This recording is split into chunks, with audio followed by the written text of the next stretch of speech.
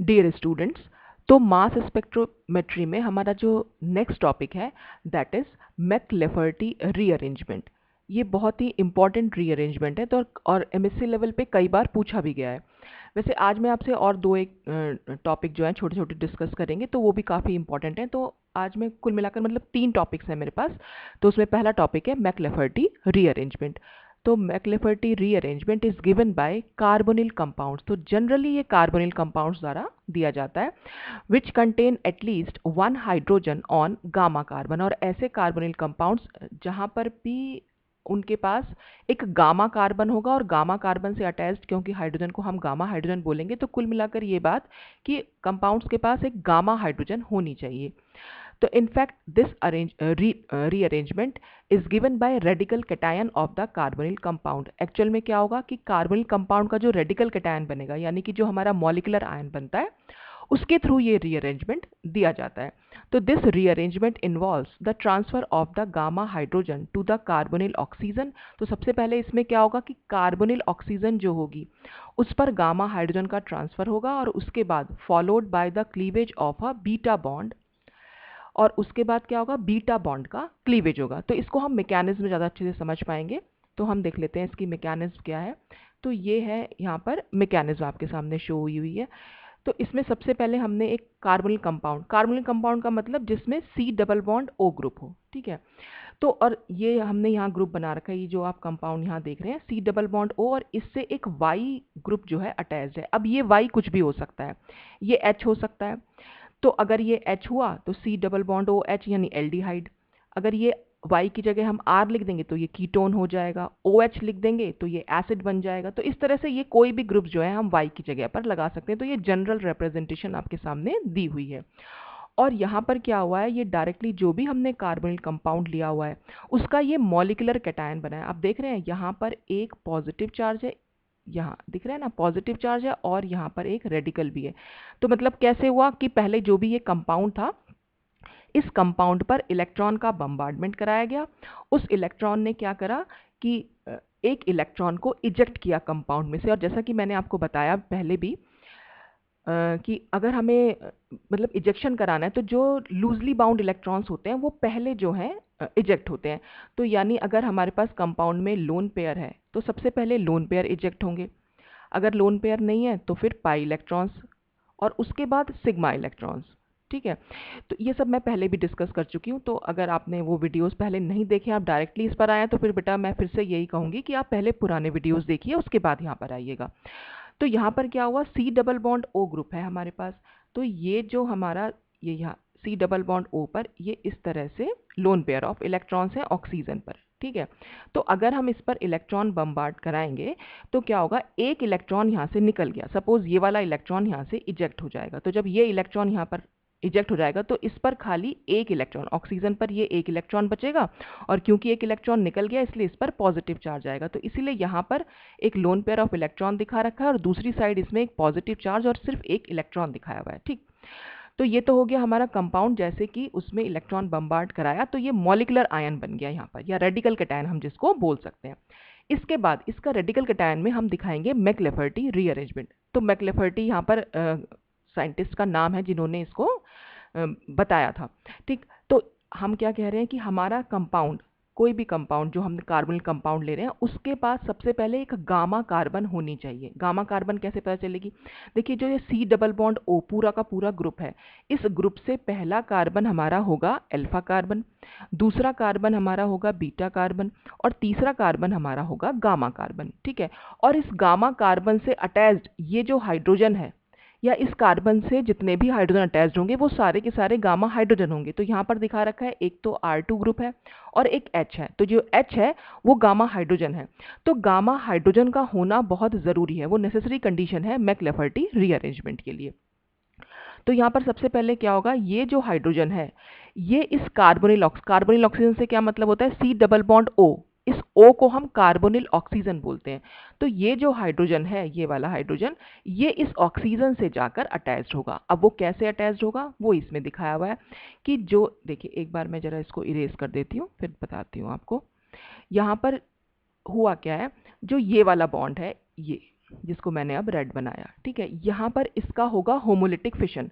तो homolytic fission कैसे होता है किसी भी बॉन्ड का, कि अगर हमने ये बॉन्ड बनाया हुआ है, सपोज ये कार्बन और ये कार्बन है, तो ये जो बॉन्ड बना है सिग्मा बॉन्ड, ये दोनों कार्बन के इलेक्ट्रॉन की शेयरिंग से बना है। तो अगर हम होमोलिटिक फिशन दिखाएंगे तो हम इसको हाफ एरो से दिखाते हैं, ठीक है, या फिशुक एरो भी बोल देते हैं इसको।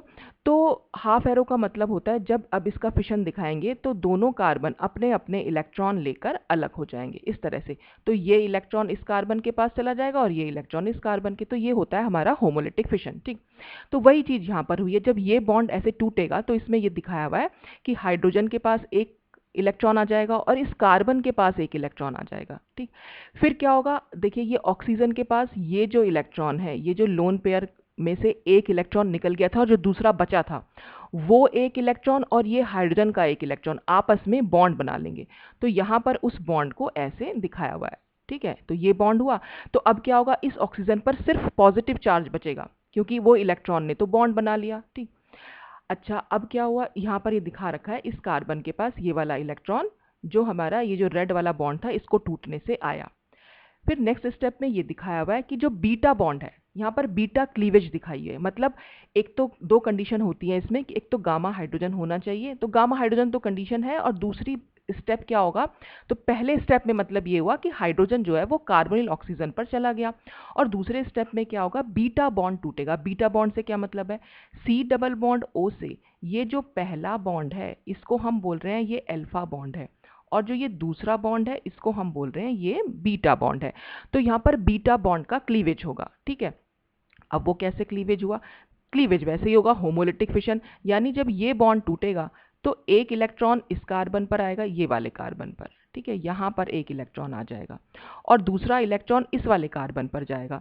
तो जो ये वाला कार्बन है जिस पर ये इलेक्ट्रॉन है और जो ये ऊपर वाला कार्बन है Cr2 वाला, इनका क्या होगा, दोनों के इलेक्ट्रॉन के बीच में बॉन्ड बनेगा। तो ये जो एल्कीन है यहाँ से एक न्यूट्रल मॉलिक्यूल जो है वो निकल जाएगा, ठीक है ना। और ये यहाँ पर जो मैंने ये CH2 दिखाया हुआ है, इस CH2 पर भी एक इलेक्ट्रॉन जाएगा क्योंकि हमारा बीटा बॉन्ड जब टूटेगा तो इस वाले CH2 पर भी एक इलेक्ट्रॉन आ गया, ठीक। फिर हम क्या दिखा रहे हैं कि ये जो C डबल बॉन्ड O है, तो डबल बॉन्ड का जो ये पाई बॉन्ड है ये भी ब्रेक होगा, और ये भी इसी तरह से ब्रेक होगा कि इस पर एक बॉन्ड मतलब हाफ बॉन्ड हम इधर दिखा रहे हैं, तो हाफ ही बॉन्ड, ये बॉन्ड मैं इसमें बनाना भूल गई, तो इसमें एक हाफ बॉन्ड आपको इधर दिखाना है, ठीक है। तो यानी इस वाले कार्बन पर भी एक इलेक्ट्रॉन है और जो ये CH2 वाला है इस पर भी एक इलेक्ट्रॉन है, तो इन दोनों के बीच में बॉन्ड बनेगा, यानी जो अल्फा बॉन्ड मैंने दिखा रखा है वो सिग्मा बॉन्ड, अब यहाँ वो अल्फा बॉन्ड डबल बॉन्ड बन जाएगा, दिखा रखा है ना, देखिए ये डबल बॉन्ड यहाँ पर फॉर्म हो गया। अच्छा, फिर क्या हुआ, क्योंकि ये C डबल बॉन्ड O का ये जो पाई बॉन्ड है ये टूटा है, तो जब ये टूटा है तो वो कैसे टूटा होगा, C पर जो इलेक्ट्रॉन गया ही गया, एक इलेक्ट्रॉन ऑक्सीजन पर भी चला गया, तो वो जो एक इलेक्ट्रॉन है वो ऑक्सीजन पर हमने इस तरह से दिखा दिया उसको, ठीक।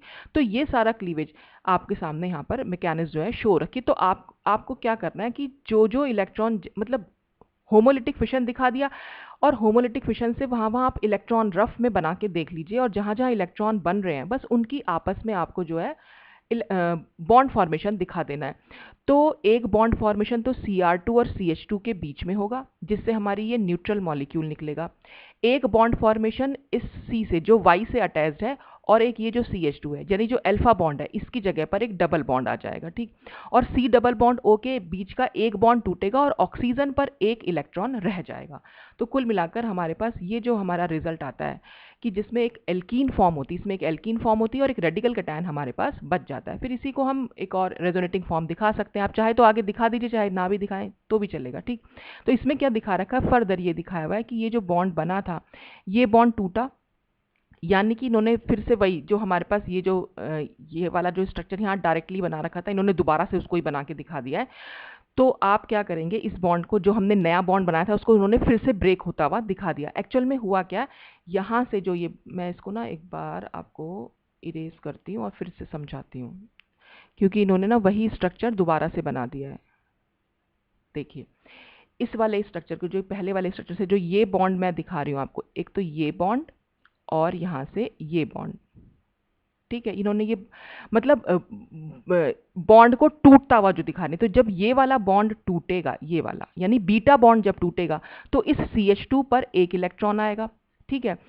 और क्या होगा कि ये जो CH2 पर जो एक इलेक्ट्रॉन आएगा वही बस हमने यहाँ पर इसको देखिए, यहाँ पर जो है यही शो हो रखा है, बिल्कुल एज इट इज ऊपर वाला ही स्ट्रक्चर है। भाई इन्होंने क्या कर रखा है, बस ये बीटा बॉन्ड, जो ये बीटा बॉन्ड है, बस इसको क्लीव किया हुआ है और ये वाला स्ट्रक्चर डबल बॉन्ड बना लेगा, ये अलग हो जाएगा और उसके बाद हमारे पास ये फाइनल स्ट्रक्चर रहेगा। तो आप चाहे तो ये बीच वाला स्ट्रक्चर ना भी बनाएं क्योंकि इन्होंने इसे दोबारा से वही बना रखा है, ठीक है ना। तो बस इसमें आप दिखा सकते हैं इसकी रेजोनेटिंग फॉर्म। अब इसकी रेजोनेटिंग फॉर्म में इसमें क्या दिखा रखा है कि ये जो डबल बॉन्ड है यहाँ पर, इन्होंने इसको पूरे के पूरे बॉन्ड को अगर मैं यहाँ ऑक्सीजन पर शिफ्ट कर दूं तो क्या हो जाएगा, कार्बन पर आ जाएगा पॉजिटिव चार्ज और ऑक्सीजन का पॉजिटिव चार्ज जो है वहाँ पर खत्म हुआ। देखिए यहाँ पर हुआ क्या, इसके पास जो ये वाला जो ऑक्सीजन है इसके पास सिर्फ एक ही इलेक्ट्रॉन की तो कमी थी, वो एक इलेक्ट्रॉन इसे इस कार्बन से मिल गया। ये वाला इलेक्ट्रॉन तो देखिए ऊपर वाला जो ऑक्सीजन के पास मैंने बनाया हुआ है वो तो इसी का ही है। ये वाला जो एक इलेक्ट्रॉन है जो कार्बन का है वो ऑक्सीजन के पास चला गया। तो जब वो ऑक्सीजन के पास चला जाएगा तो हम क्या दिखा देंगे, उसका पॉजिटिव चार्ज खत्म हो जाएगा और यहाँ पर हमने यहाँ इसके वो इलेक्ट्रॉन्स दिखा दिए, क्योंकि इसके पास आप देख रहे हैं ऑक्सीजन से ऐसे दिखा रखा है ये। तो ये क्या है, ये यहाँ पर जाकर ये इस बॉन्ड अगर मैं यहाँ शिफ्ट कर रही हूँ तो ये दोनों इलेक्ट्रॉन यहाँ ऑक्सीजन का लोन पेयर बना लेंगे। तो वही इसमें यहाँ दिखा रखे हैं, ये लोन पेयर जो है इसमें बन गया और क्योंकि कार्बन ने अपना एक इलेक्ट्रॉन ऑक्सीजन को दिया इसलिए कार्बन पर आ गया पॉजिटिव चार्ज। तो इस तरह से ये मैक्लेफर्टी रीअरेंजमेंट की मैकेनिज्म है। तो इसमें सिर्फ इतना हुआ है कि एक तो कंपाउंड के पास गामा हाइड्रोजन होनी चाहिए। गामा हाइड्रोजन हम बस ये देखेंगे C double bond O group जो है हमारा, उससे हमारे पास अगर गामा कार्बन है तो गामा, और उसके पास अगर हाइड्रोजन है तो वो गामा हाइड्रोजन होनी चाहिए। तो सबसे पहले तो ये गामा हाइड्रोजन जो है ऑक्सीजन के पास जाएगी, उसके बाद बस ये बीटा बॉन्ड का क्लीवेज होना है, बस और कुछ नहीं करना है। और बीटा बॉन्ड का क्लीवेज आप इस तरह से दिखा सकते हैं कि एक इलेक्ट्रॉन यहाँ आ जाएगा और एक इलेक्ट्रॉन यहाँ आ जाएगा, बस ये वाला इलेक्ट्रॉन और ये जो इसका इलेक्ट्रॉन है इनके बीच में बॉन्ड बन जाएगा, बाकी आपका ये रेडिकल कैटायन जो है आपके पास एज इट इज आ जाएगा। ठीक, तो ये था मैक्लेफर्टी रीअरेंजमेंट। अब वही है, नेक्स्ट इसमें दे रखा है कि क्या क्या इसकी कंडीशंस होनी चाहिए या क्या क्या इसके कैरेक्टरिस्टिक्स है वो बताए हुए हैं, तो वो हम पहले भी डिस्कस कर ही चुके हैं। तो सबसे पहले यही है कि rearrangement takes place via formation of 6 membered cyclic transition state of radical cation. अब ये 6 मेंबर्ड साइक्लिक स्टेट से क्या मतलब है, तो देखिए यहाँ पर क्या हो रहा है, ट्रांजिशन स्टेट के थ्रू ये बन रहा है। तो यहाँ पर सिर्फ इतना दिखाया हुआ है, एक बार मैं इसको जरा डिलीट और कर लेती हूँ, ये सब इरेज करके। देखिए यहाँ पर क्या होगा, जब ये बॉन्ड टूट रहा होगा, जो गामा कार्बन और गामा हाइड्रोजन के बीच में बॉन्ड है, तो ये बॉन्ड जब टूटेगा तो हम इसको टूटता हुआ दिखाएंगे, यानी आप इसको डॉट डॉट डॉट से दिखा रहे हैं, ठीक है। Cr2 और CH2 के बीच में एक बॉन्ड बन रहा है तो आप इसको बनते हुए दिखाएंगे। फिर CH2 और CH2 के बीच का बॉन्ड टूट रहा है तो इसी बॉन्ड को आप टूटते हुए दिखाएंगे, ठीक है। और फिर आपने क्या करना है, ये जो ऑक्सीजन और ये हाइड्रोजन के बीच में एक बॉन्ड बन रहा होगा, क्योंकि ऑक्सीजन का एक इलेक्ट्रॉन और हाइड्रोजन का एक इलेक्ट्रॉन आपस में बॉन्ड बना रहे होंगे। तो इस तरह से क्या होगा, ये एक 6 मेंबर्ड आपके सामने दिख रहा है।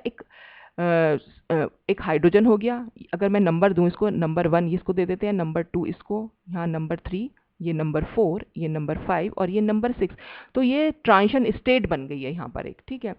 तो 6 मेंबर्ड, क्योंकि आपके पास 6 एटम्स आपके सामने दिखाई दे रहे हैं, तो ये एक 6 मेंबर्ड साइक्लिक ट्रांजिशन स्टेट के थ्रू ये मैकेनिज्म होता है, ठीक।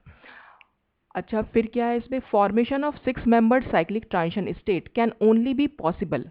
कब ये पॉसिबल है, if compound has a double bond. अगर कंपाउंड के पास कोई डबल बॉन्ड है तभी ये पॉसिबल है। या तो वो डबल बॉन्ड ऐसा हो कि कार्बन डबल बॉन्ड कार्बन हो, या कार्बन डबल बॉन्ड ऑक्सीजन हो, या कार्बन डबल बॉन्ड नाइट्रोजन हो, या जनरल हम इसको लिख सकते हैं कार्बन डबल बॉन्ड Z। और जहां पर Z का क्या मतलब है, Z का मतलब है या तो वो कार्बन हो सकता है, या वो ऑक्सीजन हो सकता है, या नाइट्रोजन हो सकता है।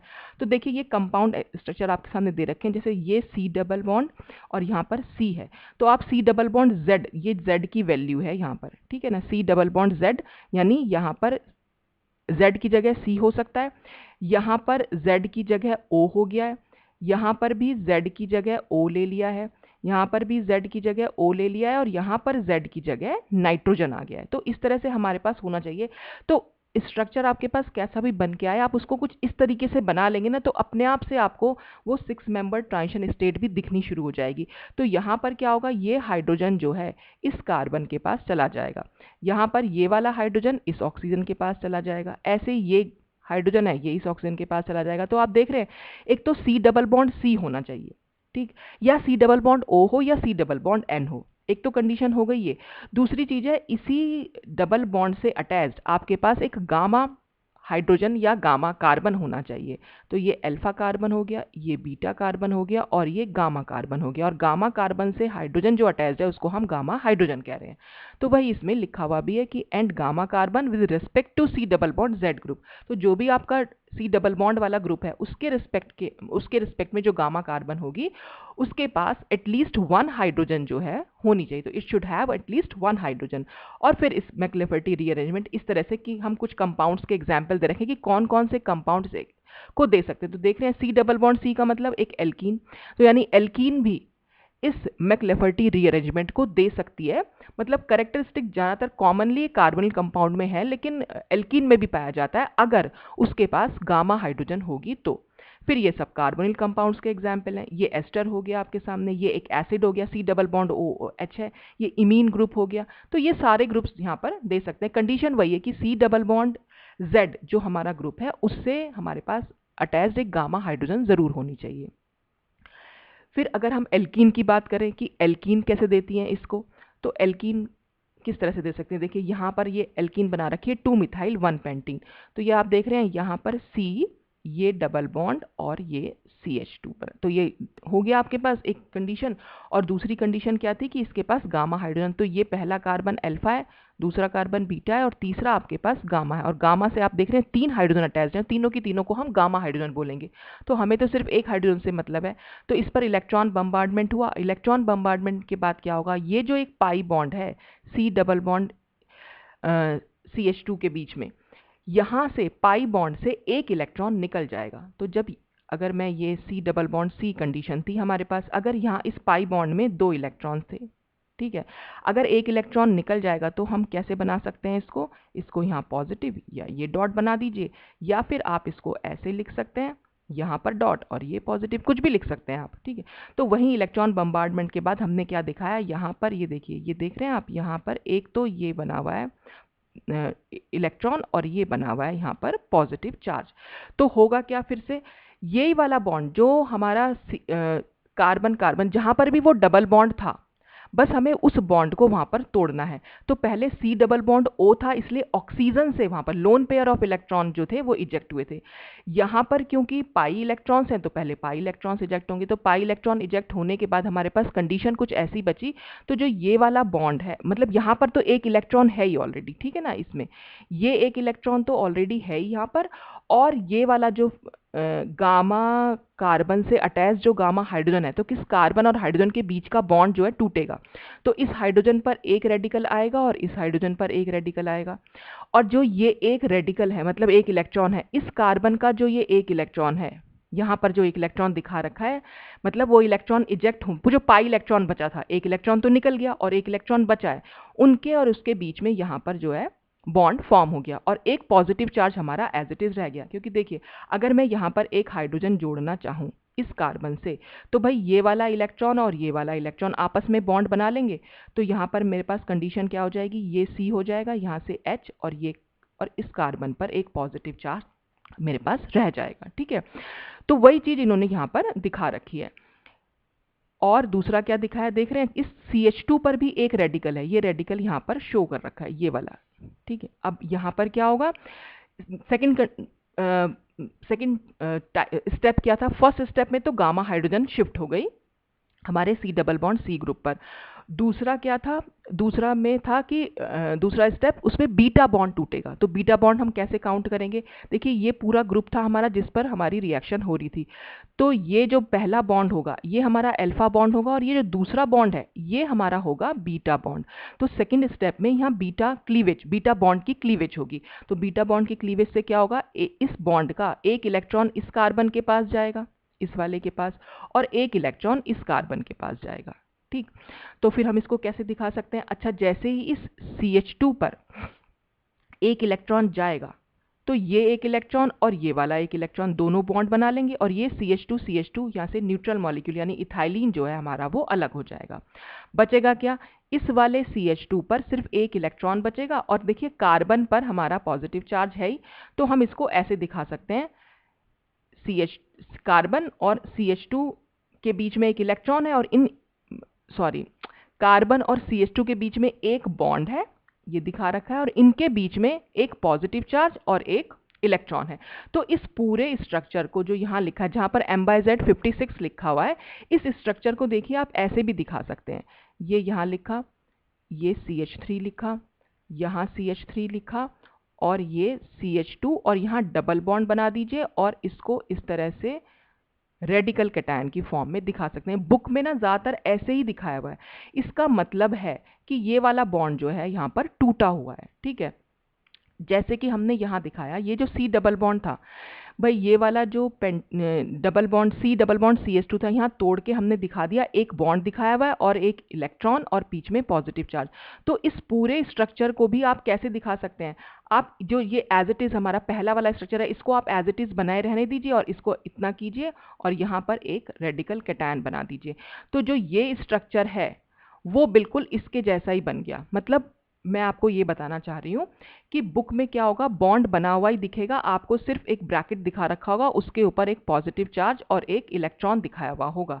तो चाहे तो आप इसको एज इट इज़ बना दीजिए और चाहे आप इसको ऐसे बना रहने दीजिए, कुछ भी रहने देंगे तो बात वही मानी जाएगी, ठीक है। तो ये पूरा एक मैकलेफर्टी रीअरेंजमेंट यहाँ पर शो किया है कि एल्कीन कैसे शो करती हैं।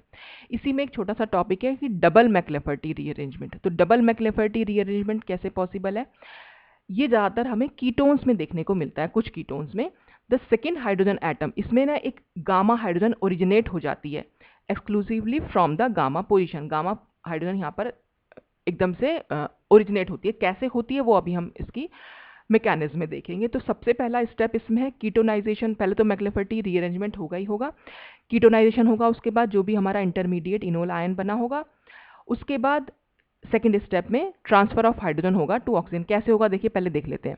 यहाँ पर देख रहे हैं आप, ये वाला हमारा कंपाउंड है, इस कंपाउंड का हमने ये मॉलिक्यूलर कैटायन बनाया हुआ है। तो आप देख रहे हैं मॉलिक्यूलर कैटायन में आपने यहाँ पर जो लोन पेयर ऑफ इलेक्ट्रॉन था, इसका एक ही इलेक्ट्रॉन दिखाया हुआ है और उस पर सिर्फ एक पॉजिटिव चार्ज है, ठीक है। तो ये यहाँ पर एक इलेक्ट्रॉन है और ये हो गया पॉजिटिव चार्ज। और अब इसमें क्या कर रखा है, C डबल बॉन्ड O वाले ग्रुप में जो है यहाँ पर इसको बॉन्ड को इन्होंने तोड़ के दिखाया है। तो ऑक्सीजन पर एक इलेक्ट्रॉन चला जाएगा और इस कार्बन पर एक इलेक्ट्रॉन आ जाएगा। तो यानी इस वाले कार्बन पर एक इलेक्ट्रॉन आया और इस ऑक्सीजन पर एक इलेक्ट्रॉन आया, ठीक। और जब ये वाला बॉन्ड टूटेगा गामा कार्बन और गामा हाइड्रोजन के बीच का, तो वो भी हमने तो इस हाइड्रोजन पर एक इलेक्ट्रॉन आएगा और इस CH2 पर एक इलेक्ट्रॉन आएगा। इन्होंने डायरेक्टली सब एक ही स्टेप में दिखा दिया। फिर हम बीटा बॉन्ड तोड़ेंगे। तो ये C डबल बॉन्ड O से पहला बॉन्ड हमारा अल्फा बॉन्ड है और जो ये दूसरा बॉन्ड है ये हमारा बीटा बॉन्ड है। तो ये बीटा बॉन्ड को भी हमने तोड़ के दिखाया। बीटा बॉन्ड जब टूटेगा तो इस CH2 पर एक इलेक्ट्रॉन आएगा और इस वाले CH2 पर एक इलेक्ट्रॉन आएगा, ठीक। तो देखिए, और इस वाले कार्बन का हम एक इलेक्ट्रॉन यहाँ पर शो कर रहे हैं क्योंकि ये जो पाई बॉन्ड है, इन्होंने पाई बॉन्ड को तोड़ के दिखाया है। अब देखिए इसमें हुआ क्या, सबसे पहले ये जो हाइड्रोजन का एक इलेक्ट्रॉन है और जो ऑक्सीजन पर एक इलेक्ट्रॉन अभी आया है, ये पाई बॉन्ड टूट के उन दोनों के बीच में एक बॉन्ड बन जाएगा, तो ये OH हो जाएगा और इसका पॉजिटिव चार्ज और एक इलेक्ट्रॉन ये वाला जो शुरू में हमने दिखाया हुआ था वो एज इट इज़ ही रहेगा, उस पर तो कोई चेंज नहीं आया। उस पर एक पॉजिटिव चार्ज और एक इलेक्ट्रॉन एज इट इज़ पहले से ही है, तो वो तो रहेगा ही रहेगा, ठीक है। फिर C डबल बॉन्ड O के बीच में सिर्फ एक ही बॉन्ड रह जाएगा क्योंकि एक पाई बॉन्ड हमने ब्रेक कर चुके हैं, तो ये एक सिंगल बॉन्ड इस पर रह गया है, ठीक। फिर क्या हुआ, इससे जो हमारा अल्फा बॉन्ड था, C से हमारा जो अल्फा बॉन्ड था वो सिंगल बॉन्ड था इस वाले स्ट्रक्चर में, अब वो डबल बॉन्ड हो गया। क्यों? क्योंकि इस कार्बन का ये इलेक्ट्रॉन और इस CH2 का एक इलेक्ट्रॉन आपस में बॉन्ड बना लेंगे, तो वो यहाँ पर एक पाई बॉन्ड हमारे सामने बन के आ गया, ठीक। अच्छा, ये जब बीटा बॉन्ड टूटेगा तो भाई ये वाला पूरा स्ट्रक्चर CH2 वाला स्ट्रक्चर तो अलग हो जाएगा और CH2 पर एक इलेक्ट्रॉन है और इस CH2 पर एक इलेक्ट्रॉन है, वो आपस में बॉन्ड बनाएंगे, तो यहाँ से एक इथाइलिन मॉलिक्यूल जो है वो अलग हो जाएगा, जो इसमें अलग से शो नहीं कर रखा है, तो आप चाहें तो अलग से भी शो कर सकते हैं। तो ये 4 हेप्टेनॉन जो हमने लिया था, ये मॉलिक्यूलर कैटायन से हमने स्टार्टिंग की थी कि इलेक्ट्रॉन बम्बार्डमेंट कराया 4 हेप्टेनॉन पे और उसका मॉलिक्यूलर कैटायन बनाया कैसे, ऑक्सीजन के लोन पेयर में से एक इलेक्ट्रॉन को निकाल दिया, तो ऑक्सीजन पर एक इलेक्ट्रॉन बचा और एक पॉजिटिव चार्ज बचा, और एक लोन पेयर है ही ऑलरेडी, वो हमने शो नहीं कर रखा है, ठीक। तो ये हमारा पहला मैकलेफर्टी आयन बन गया। ये MR का मतलब है मैकलेफर्टी रीअरेंजमेंट आयन, ठीक है।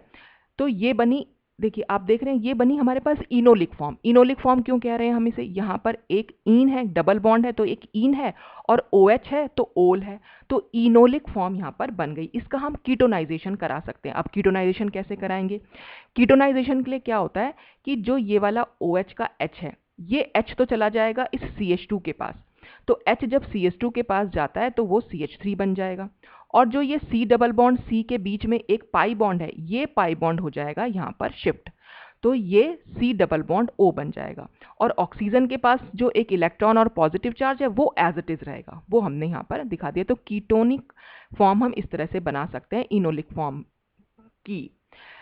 इसका सबसे तरीका क्या होता है, देखिए हमारे पास ये C डबल बॉन्ड C और ये OH है, ठीक है, ये इनोलिक फॉर्म होगी। अगर मैं इसे नंबर देना शुरू करूं तो ये नंबर 1, ये नंबर 2, ये नंबर 3, तो हमेशा क्या होगा, नंबर 1 से हाइड्रोजन जो होता है वो हमेशा नंबर 3 पर चला जाता है, ठीक। और जो ये 2 और 3 के बीच में डबल बॉन्ड है, अब वो 1 और 2 के बीच में बन जाएगा। तो हमारे पास जो फाइनल कंडीशन आएगी वो इस तरह से आती है कि ये तो CH हो जाता है, ये सिंगल बॉन्ड रहेगा, ये C रहेगा, ये डबल बॉन्ड O हो जाएगा। तो ये इनोलिक फॉर्म से ये यहाँ पर कीटोनिक फॉर्म बन जाती है इस तरीके से, ठीक। तो हम बात कर रहे थे अपने मैक्लेफर्टी आयन की, तो हमारा ये बना, इसका कीटोनाइजेशन करा के हमारे पास ये कीटोनिक फॉर्म आ गई।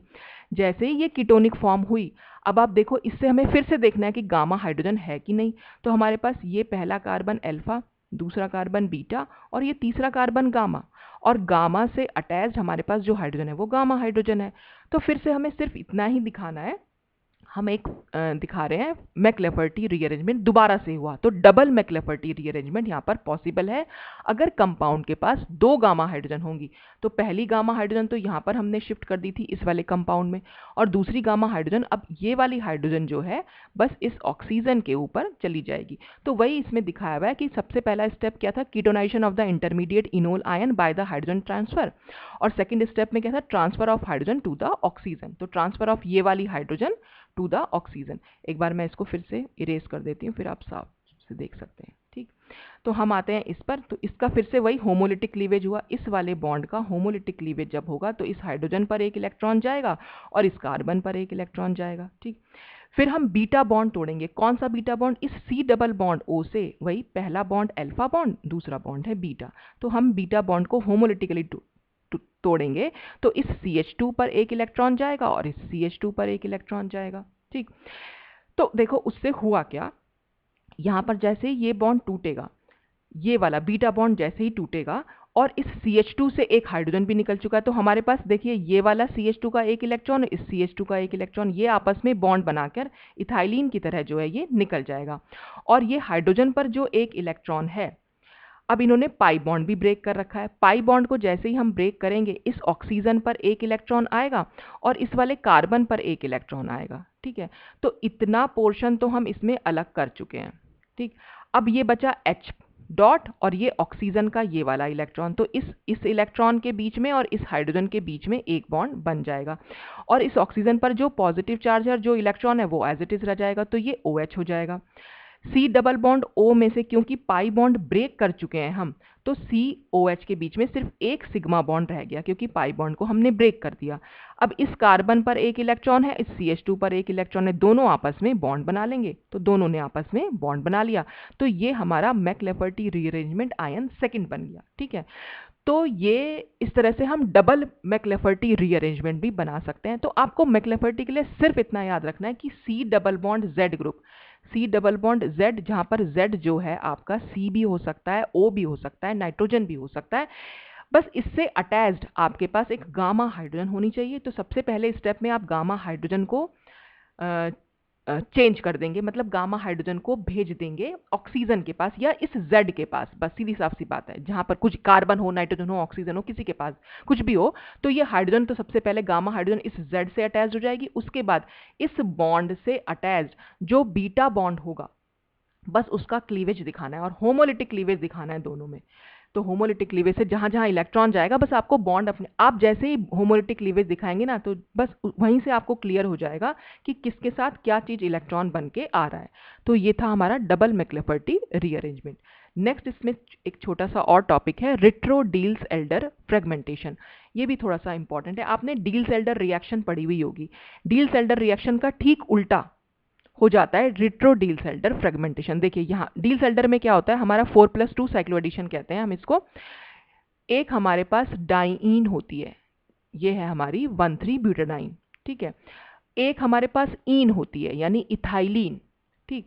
और इसमें क्या होता है जब हम पेरीसाइक्लिक रिएक्शंस मैंने पढ़ा रखी हैं अपने चैनल पर, तो आप देख सकते हैं वहाँ पर जाकर भी डील्स-एल्डर क्या होती है।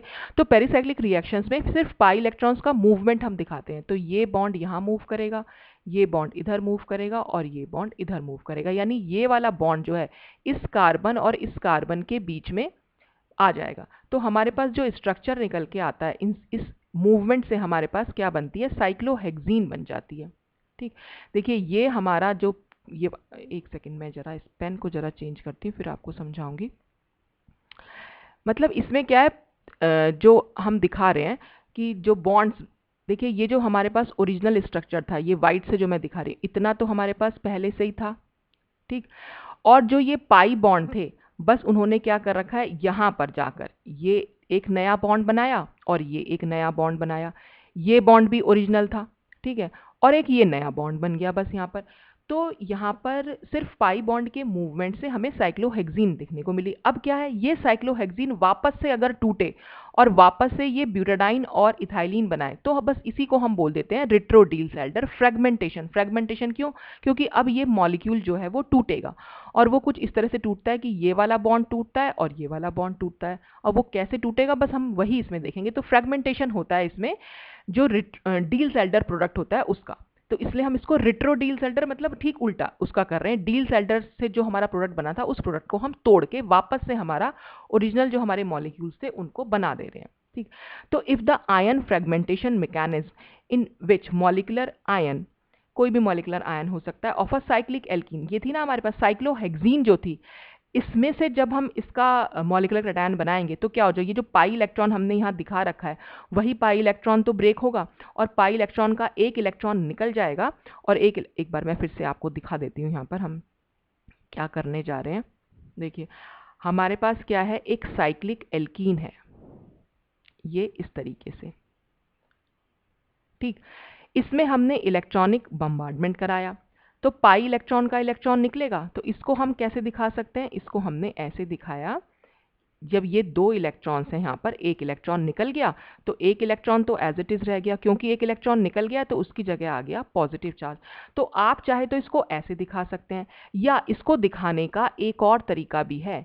आप क्या करेंगे, इसको एज इट इज जैसा हमारा पाई बॉन्ड है उसको बना ही रहने दीजिए और बस आपने ये एक ब्रैकेट बना देना है और यहाँ पर एक पॉजिटिव और एक डॉट।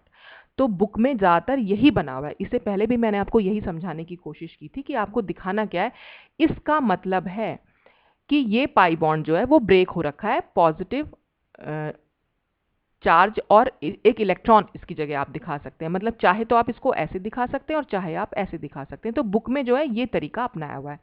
तो ये बना हमारा मॉलिक्यूलर कैटायन, रेडिकल कैटायन जिसको हम बोल रहे हैं।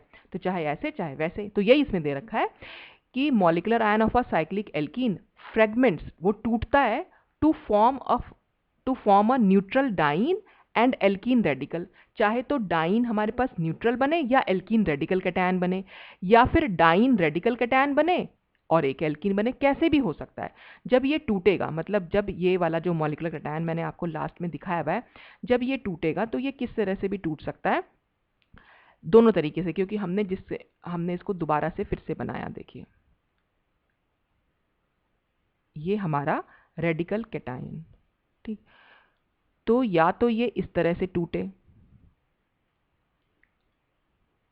ठीक है। इसका मतलब क्या हुआ कि एक इसमें बॉन्ड जो है वो कम है, एक पाई बॉन्ड को हमने कम दिखाना है इस तरह से। या फिर ये ऐसे भी टूट सकता है कि इसको हम ऐसे दिखा दें और इसको हम खाली न्यूट्रल दिखाएं, कैसे भी टूट सकता है, उनका ये कहने का मतलब है। तो the reaction is the reverse of Diels Alder reaction of organics, तो ये डील-सेल्डर रिएक्शन की रिवर्स रिएक्शन होती है।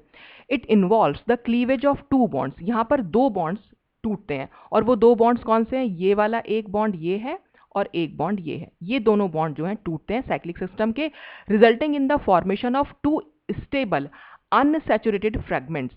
दो अनस्टेबल अनसैचुरेटेड, दोनों ही अनसैचुरेटेड है, या तो ब्यूटाडाइन और इथाइलिन दोनों को हम देख लें, दोनों में ही डबल बॉन्ड है, अनसैचुरेशन है। तो दो stable unsaturated fragments in which two new bonds are formed, इसमें क्या हुआ है? दो नए बॉन्ड्स जो हैं वो फॉर्म हुए हैं।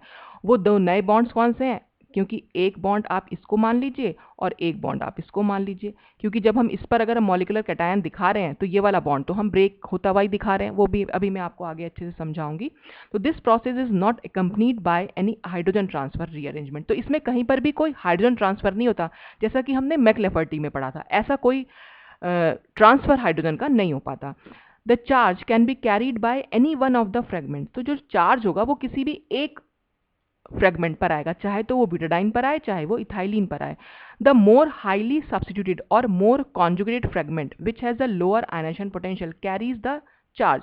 तो नॉर्मली क्या होता है, जो ये ब्यूटाडाइन होती है इसी पर वो चार्ज आता है, तो इसी का हम मॉलिक्यूलर कैटायन जो है यहाँ पर फॉर्म करते हैं। इथाइलिन जो है वो हमारी न्यूट्रल बनती है। तो in simple system the charge is carried by a diene, तो जनरली डाइन जो है वो चार्ज को कैरी करती है। अब हम देख लेते हैं इसकी मैकेनिज्म को। तो यहाँ पर ये मैकेनिज्म यहाँ पर शो हो रखी है। तो cycloalkene with double bond in a 6 member ring undergoes characteristic retro Diels Alder fragmentation, ये हमारी साइक्लोहेक्सीन थी। इस पर हमने इलेक्ट्रॉन बम्बार्डमेंट कराया, आप देख रहे हैं इसका ये मॉलिक्यूलर कैटायन हमने बना दिया। तो double bond as it is है, तो वही मैं आपको बताना चाह रही थी, चाहे तो आप इसको ऐसे दिखा दीजिए कि फ्रेगमेंटेशन इस तरह से, फ्रेगमेंटेशन कह रही हूँ, ये भी मॉलिक्यूलर कैटायन होगा, और जो नीचे बना रखा है ये भी हमारा मॉलिक्यूलर कैटायन है, कैसे भी आप इसको दिखा सकते हैं। इसके बाद इसका फ्रेगमेंटेशन होगा, जो हमारा मॉलिक्यूलर कैटायन बना उसका फ्रेगमेंटेशन हुआ। फ्रेगमेंटेशन में हम ये कह रहे हैं या तो ब्यूटाडाइन का रेडिकल कैटायन बनेगा और इथाइलिन न्यूट्रल बनेगी, या इथाइलिन का रेडिकल कैटायन बनेगा और ब्यूटाडाइन न्यूट्रल बनेगी। पर जनरली जो मोर कॉन्जुगेटेड सिस्टम होता है उसी पर रेडिकल कैटायन जाता है। तो मोर कॉन्जुगेटेड से मतलब क्या? जिस पर सिंगल डबल सिंगल हो, तो यहाँ ब्यूटाडाइन में हमें दिखाई दे रहा है। अब देखिए समझ लीजिए ये बना कैसे होगा। तो यहाँ पर फ्रेगमेंटेशन हुआ कैसे? ये फ्रेगमेंटेशन कुछ इस तरीके से हुआ है कि देखिए इसी में मैं दिखा देती हूँ। ये था हमारा स्ट्रक्चर, एक्चुअल में स्ट्रक्चर तो हमारा ये ऊपर वाला ही है। तो हमने क्या करा, इसमें इस बॉन्ड को यहाँ क्लीव कराया, होमोलिटिक फिशन होना है, और एक इस बॉन्ड को यहाँ क्लीव कराया। चाहे तो मैं आपको यहाँ भी दिखा दूँ, ये ऐसे क्लीव हुआ है, ये ऐसे क्लीव हुआ है, होमोलिटिक फिशन है, ये ऐसे क्लीव हुआ है और ये ऐसे क्लीव हुआ है। तो अब इससे स्ट्रक्चर क्या बन के आएगा हमारे पास? ये ऐसे, ये ऐसे, ये एज इट इज, ये तो ऐसा ही रह जाएगा और ये ऐसा रह जाएगा, क्योंकि ये वाला बॉन्ड हमने क्लीव होता हुआ दिखाया है। तो एक इलेक्ट्रॉन तो यहाँ रह जाएगा और एक इलेक्ट्रॉन यहाँ रह जाएगा, ठीक। ऐसे ये वाले बॉन्ड का एक इलेक्ट्रॉन यहाँ रह जाएगा और एक इलेक्ट्रॉन यहाँ रह जाएगा। तो ये इलेक्ट्रॉन और ये इलेक्ट्रॉन तो आपस में बॉन्ड बना लेंगे, ठीक। तो ये तो हमारा न्यूट्रल फ्रेगमेंट यहाँ से अलग हो गया। अब यहाँ पर देख लीजिए इस बॉन्ड के पास क्या चीज़ है? इस बॉन्ड के पास है एक पॉजिटिव चार्ज और एक इलेक्ट्रॉन। तो देखिए ये इलेक्ट्रॉन और ये इलेक्ट्रॉन आपस में बॉन्ड बना सकते हैं। तो इससे क्या होगा, ये वाला स्ट्रक्चर हम कैसे दिखा सकते हैं? हम इसको ऐसे दिखा सकते हैं, ये डबल बॉन्ड, यहाँ पर पॉजिटिव और ये एक इलेक्ट्रॉन। समझ में आया आपको? ये इलेक्ट्रॉन ने, ये वाला जो इलेक्ट्रॉन है और ये जो इलेक्ट्रॉन है, ये आपस में बॉन्ड बना। चाहे तो आप इसको ऊपर दिखा सकते हैं, कुछ भी दिखा सकते हैं। और इसी को जो मैंने यहाँ आपके सामने स्ट्रक्चर बनाया, इसी को आप कैसे दिखा सकते हैं? जैसे नीचे डायग्राम में दिखाया हुआ है, इसको यहाँ बॉन्ड बनाओ, इसको यहाँ बॉन्ड बनाओ और ऐसे पॉजिटिव ये। तो ये जो स्ट्रक्चर बनाया है ये बिल्कुल इस तरह से बनाया है। तो आप कभी भी एक पॉजिटिव और एक इलेक्ट्रॉन आपने अगर बाहर दिखाना है, ब्रैकेट के बाहर, तब तो आप यहाँ बॉन्ड बना दीजिएगा, और अगर ब्रैकेट के बाहर नहीं दिखाना है तो आप इसको ऐसे दिखा दीजिएगा। पर मैं दिखा रही हूँ, मोस्ट कन्वीनियंट मेथड हमारा यही रहता है। वो अंडरस्टूड होता है कि यहाँ पर एक बॉन्ड नहीं है, मतलब टूटा हुआ बॉन्ड है, ठीक। तो हम ये कह रहे थे कि इसमें दो बॉन्ड टूटे, तो दो बॉन्ड कौन से टूटे साइक्लोहेक्सीन में? ये वाला और ये वाला, ठीक है। दो नए बॉन्ड कौन से बने? एक तो ये इलेक्ट्रॉन ने और ये इलेक्ट्रॉन ने मिलकर इथाइलिन में एक बॉन्ड बनाया, और एक यहाँ पर जो इलेक्ट्रॉन था ये वाला और ये वाला, यानी ये जो डबल बॉन्ड ये जो बना, एक नया बॉन्ड ये बना है। क्योंकि ये वाला बॉन्ड तो ब्रेक हो रखा है, पॉजिटिव है, और ब्रेक नहीं हो रखा मतलब ये तो बॉन्ड है नहीं, एक्चुअल में पॉजिटिव चार्ज है और इलेक्ट्रॉन है, जिसको हम दिखा देते हैं इसकी तरह से, ठीक है। तो दो बॉन्ड टूटते हैं और दो नए बॉन्ड यहाँ पर फॉर्म होते हैं। तो इस तरह से ये रेडिकल कैटायन हम यहाँ दिखा सकते हैं, और न्यूट्रल इथाइलिन कैसे निकली वो हम दिखा सकते हैं। ऐसे ही और एग्जाम्पल ले रखा है इन्होंने, साइक्लोहेक्सीन, ये पूरा का एक स्ट्रक्चर हमारा एक कंपाउंड अलग से है। फिर से इसमें भी ऐसे ही क्लीवेज होगी, ये क्लीवेज यहाँ, ये क्लीवेज यहाँ, यहाँ पर भी ऐसे ही आप दिखा सकते हैं। फिर से हमारे पास क्या हो जाएगा, जब ये इलेक्ट्रॉन यहाँ आएगा और ये डबल बॉन्ड बन जाएगा, ये भी डबल बॉन्ड बनेगा, क्योंकि ये वाला बॉन्ड तो पॉजिटिव और इलेक्ट्रॉन है, तो वो पॉजिटिव इलेक्ट्रॉन को आपको ऐसे दिखाना नहीं है, आप इसको ऐसे दिखा सकते हैं। तो यहाँ पर ब्यूटाडाइन स्ट्रक्चर आप पूरा बनाएंगे और उसके बाहर आप पॉजिटिव और एक इलेक्ट्रॉन दिखा देंगे, और इथाइलिन हमारी यहाँ से अलग हो जाएगी। फिर यहाँ पर कैसे दिखा रखा है, ये जहाँ पर भी साइक्लोहेक्सीन स्ट्रक्चर है, बस बॉन्ड आपको वहीं तोड़ना है, ये वाला और ये टूटेगा, और यहाँ पर ये टूटेगा और ये टूटेगा। तो बस आपको देखना है ये जो डबल बॉन्ड है जहाँ भी साइक्लोहेक्सीन है उससे जुड़ा हुआ ये वाला बॉन्ड हमें तोड़ना है, यानी डबल बॉन्ड से पहला बॉन्ड हो गया हमारा अल्फा बॉन्ड, दूसरा बॉन्ड हो गया बीटा बॉन्ड। तो यहाँ पर बीटा बॉन्ड की क्लीवेज आप दिखाएंगे, ठीक है। तो उससे आपके पास ये स्ट्रक्चर जो है निकल, तो इस तरह से हम रेट्रोडीलसाइडर फ्रेगमेंटेशन दिखा सकते हैं। तो 10 a diene and monoene fragment is produce the significant peak at m/e is equal to 54। तो हमें पीक कौन सी दिखाई देगी, तो मास स्पेक्ट्रम में हम न्यूट्रल मॉलिक्यूल को तो देख ही नहीं पाते हैं, वो तो सब बाहर चले जाते हैं वैक्यूम के थ्रू। हम जो डिटेक्ट करते हैं, मास स्पेक्ट्रोमीटर डिटेक्ट से करेगा जो रेडिकल कैटायन होंगे या जो कैटायन होंगे। तो जो इसमें ब्यूटाडाइन वाला पोर्शन है उसके कॉरस्पॉन्डिंग हमें पीक देखने को मिलेगी। तो ये 54 कैसे आया, 54 यहाँ पर अगर ये बॉन्ड यहाँ पर एक CH2 है, ठीक, ये यहाँ पर एक CH है, ये भी एक CH है और ये CH2 है। तो इनके जब आप मॉलिक्यूलर मास निकालेंगे, 4 कार्बन है, एक का 12 होता है मास, और तो 4 का कितना हो जाएगा 48, ठीक। हाइड्रोजन कितने हैं, 2 हाइड्रोजन यहाँ हैं, 2 हाइड्रोजन यहाँ हैं, 2 और 2 4, और एक ये 5 और एक ये 6। तो 48 प्लस 6 कितना हो गया 54। तो इसलिए जो हमें 54 पर पीक मिलती है वो हमें किसकी वजह से मिली, ब्यूटाडाइन रेडिकल की वजह से। और यहाँ पर यही बताया कि साइक्लोहेक्सीन में अगर ये पीक हमें देखने को मिली तो वो ड्यू टू रेट्रोडीलसाइडर फ्रेगमेंटेशन, और इसकी वजह से हमें काफ़ी करेक्टरिस्टिक्स देखने को मिलते हैं। साइक्लोहेक्सीन स्ट्रक्चर, ये STR का मतलब यहाँ पर स्ट्रक्चर है, वो जगह नहीं थी तो मैंने इसको STR डॉट में लिख दिया, ठीक। तो ये पूरा था रेट्रोडीलसाइडर फ्रेगमेंटेशन, ठीक। अब लास्ट टॉपिक इसमें है छोटा सा फिर से नाइट्रोजन रूल, ये भी काफ़ी इंपॉर्टेंट टॉपिक है। नाइट्रोजन रूल क्या है, nitrogen rule states that a molecule of even numbered molecular mass must contain no nitrogen और an even number of nitrogen atom. अगर हमारे पास जो भी मॉलिक्यूल है उसका मास अगर इवन नंबर में है तो उससे हमें ये मालूम पड़ेगा कि या तो उसके पास कोई नाइट्रोजन नहीं है या फिर उसके पास even number of nitrogen atoms है। ऐसा होता है, मतलब ये सब बहुत सारे कंपाउंड्स को स्टडी किया गया और फिर देखा गया, तो फिर ये रूल बन के आया कि जिनका भी इवन नंबर का मॉलिक्यूलर मास होगा या तो उनके पास कोई नाइट्रोजन नहीं होगी या उनके पास even number of nitrogen atom होंगे। और अगर मॉलिक्यूलर मास हुआ odd number, and odd number molecular mass requires an odd number of nitrogen atoms, तो अगर मॉलिक्यूलर मास हुआ ऑड नंबर में तो उनके पास उन कंपाउंड्स में odd number of nitrogen atoms होंगे। This rule holds for all compounds, ये सभी कंपाउंड्स पर लागू होगा जिनके पास कार्बन है, हाइड्रोजन है, नाइट्रोजन है, ऑक्सीजन, सल्फर है या हेलोजेंस है। और an important outcome of this rule states that the fragmentation at a single bond gives an odd numbered ion fragment from an even numbered molecular ion। देखो इसका क्या मतलब हुआ, इसका ये मतलब हुआ कि हमने ये तो मालूम पड़ गया कि अगर हमारे पास एक कोई इवन नंबर मॉलिक्यूलर मास है तो उससे हमें या तो even number of nitrogen atom होंगे उसमें या फिर कोई नाइट्रोजन एटम नहीं होगा। अगर हमारे पास odd number of molecular mass है तो उसके पास odd number of nitrogen atom होंगे, ठीक है। और जब हम उसका मॉलिक्यूलर कैटायन बनाएंगे, मॉलिक्यूलर आयन बनाएंगे, तो मॉलिक्यूलर आयन भी वही होगा जो उसका मॉलिक्यूलर मास जैसा रहा होगा, चाहे वो इवन नंबर रहा हो चाहे वो ऑड नंबर।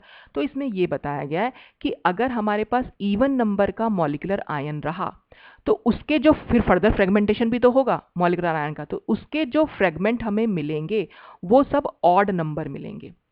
और अगर हमारे पास ऑड नंबर मॉलिक्यूलर आयन हुआ तो उसके जो फ्रेगमेंट्स मिलेंगे वो हमें सब इवन नंबर मिलेंगे। बस कुल मिलाकर ये पूरा रूल कहता है, ठीक है। और यही सब चीज इसमें आगे भी लिखी है, similarly an even number of ion fragment results from odd number molecular ion. तो यही चीज इसमें बताई गई है कि अगर ऑड नंबर मॉलिक्यूलर आयन होगा तो उसके फ्रेगमेंट आयन हमें इवन नंबर मिलेंगे, और इवन नंबर मॉलिक्यूलर आयन हुआ तो उसके फ्रेगमेंट्स हमें ऑड नंबर मिलेंगे। तो हम एग्जाम्पल से इसको समझ भी सकते हैं। However the fragment ion must contain all the nitrogen atoms of the molecular ion, लेकिन बस इतना जरूरी है कि फ्रेगमेंट आयंस में वो नाइट्रोजन एटम्स होने चाहिए। जैसे सब फॉर एग्जाम्पल है नाइट्रोबेंजीन इन्होंने ले रखा है, तो नाइट्रोबेंजीन का जो मॉलिक्यूलर आयन पीक हमें मिलती है वो M/E123 पर मिलती है। 123 पर क्यों? नाइट्रोबेंजीन का फॉर्मूला C6H5NO2 है। अब आप सारे कार्बन के मास को, हाइड्रोजन, नाइट्रोजन और ऑक्सीजन के मास को जब आप जोड़ेंगे तो आपके पास 123 आ जाएगा। 123 अपने आप में क्या है? एक ऑड नंबर है। This mass is an odd number.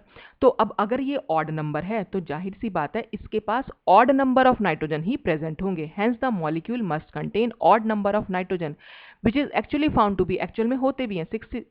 Nitrobenzene का फॉर्मूला C6H5NO2, एक ही नाइट्रोजन है, और एक नंबर का क्या मतलब है? 1 नंबर क्या होता है? वो एक ऑड नंबर होता है।